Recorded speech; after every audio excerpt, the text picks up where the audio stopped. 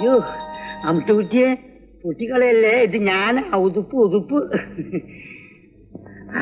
നിന്നെ മോള് കാണുന്നു പറഞ്ഞു. എന്തിനാ? പിന്നെ ജാലകത്തിൽ ഒരു സിനിമ കണ്ടു. എന്താ അവിടെ?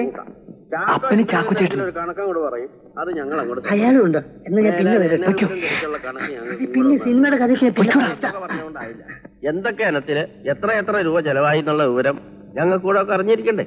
അലൂമിനിയം പൗഡർ, വജ്രപ്പശ, തുരിശ്, കടലാസ്, ഓട, മുള, കഴുങ്ങ്, ഇതൊക്കെ കാശ് കൊടുക്കാതെ വാങ്ങിക്കാൻ നോക്കുവോ?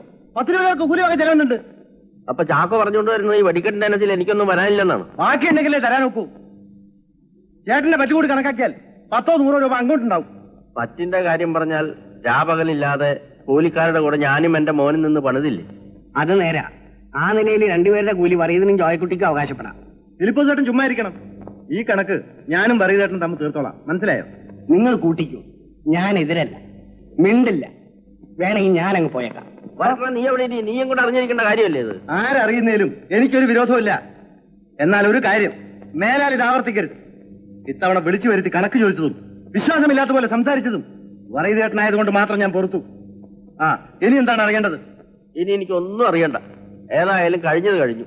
അതിലെ ലാഭവും ചെയ്തതും ഏതായാലും ഞാൻ സഹിച്ചു. മേലാൽ നമുക്ക് എന്ന് വെച്ചാൽ കുറെ കാലം ചാക്കോ എനിക്ക് വേണ്ടി ബുദ്ധിമുട്ടിയില്ലേ? ഇനി എന്റെ കരാർ ഞാൻ തന്നെ ഏറ്റെടുത്ത് നടത്താൻ നിശ്ചയിച്ചിരിക്കുക. ഓഹോ, അപ്പോ അതായിരുന്നോ കാര്യം? എന്നെ മാറ്റി നിർത്തണം.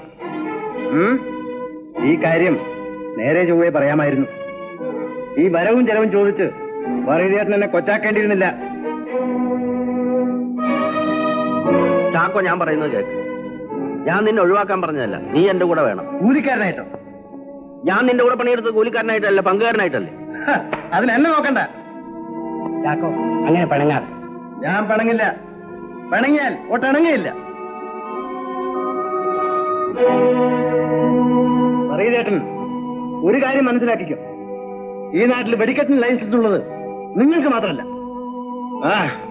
നമുക്ക് കാണാം.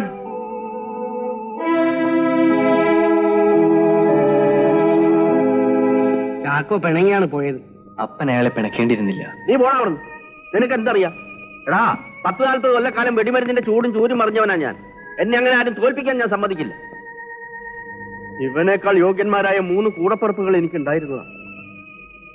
ഒരമിട്ട് എല്ലാം തീർന്നു. അന്ന് ഈ നെടുമ്പരയിൽ കത്തിക്കരിഞ്ഞു കിടന്നതിന്റെ തള്ളയും അവരുടെ കൂടെ പോയി. അതിനേക്കാൾ വലുതാണോടാ അവൻ. പോട്ടടാ, പോട്ടെ.